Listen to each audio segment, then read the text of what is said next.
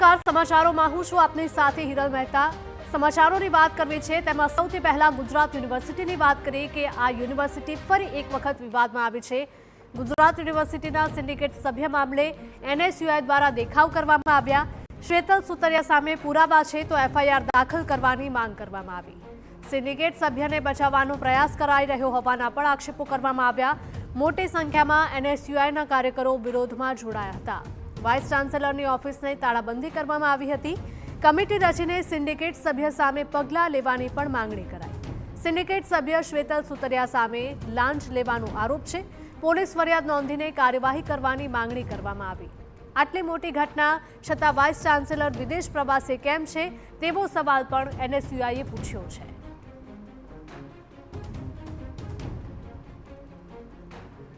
આ દ્રશ્યો ગુજરાત યુનિવર્સિટીમાંથી સામે આવી રહ્યા છે કે જ્યાં સિન્ડિકેટ સભ્ય મામલે એનએસયુઆઈ દ્વારા દેખાવો કરવામાં આવ્યા હતા। શ્વેતલ સુતરિયા સામે પુરાવા છે તો એફઆઈઆર દાખલ કરવાની માંગ કરવામાં આવી।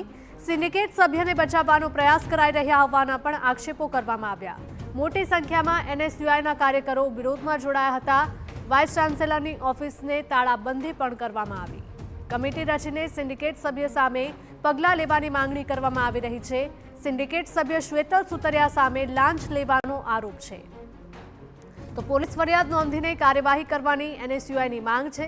આટલી મોટી ઘટના છતાં પણ વાઇસ ચાન્સેલર વિદેશ એવો સવાલ પણ એનએસયુઆઈએ ઉઠાવ્યો છે।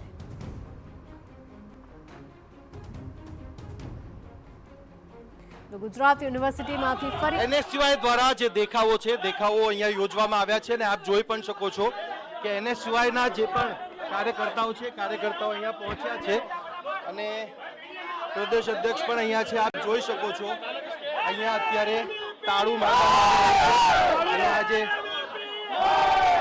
તાળું છે અહીંયા મારવામાં આવી રહ્યું છે અને જે માંગણી છે એ માંગણી કરવામાં આવી રહી છે કે જે સિન્ડિકેટ મેમ્બર છે સિન્ડિકેટ મેમ્બરની સામે એફઆઈઆર કરવામાં આવે, કાયદેસરની ફરિયાદ કરવામાં આવે અને આ જે દ્રશ્યો છે દ્રશ્યો તમે જોઈ શકો છો। આપણે વાત કરવાનો પણ પ્રયાસ કરીશું એનએસયુઆઈના જે પ્રદેશ અધ્યક્ષ છે એમની સાથે।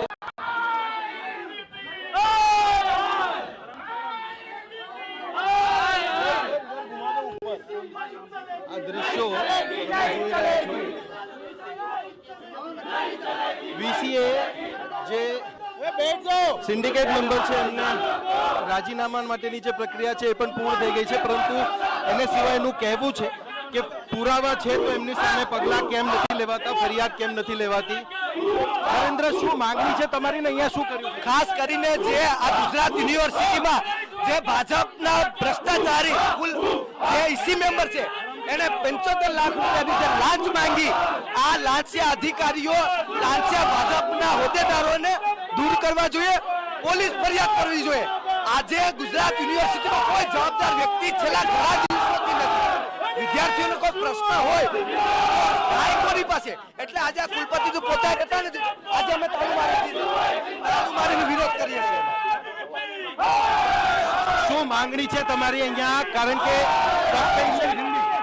सस्पेंशन तो हो चुका है, लेकिन अब क्या मांगे आप?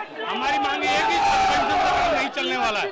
फिलहाल उस पे एसआईटी की कमेटी बिठाई जाए, उस पे कार्रवाई होगी, पूरी जांच हो और ये पूरा प्राधिकरण रद्द किया जाए। जो पुराने टेंडर छोड़े गए थे उनको भी रद्द किया जाए और उसको परमानेंटली निकाला जाए।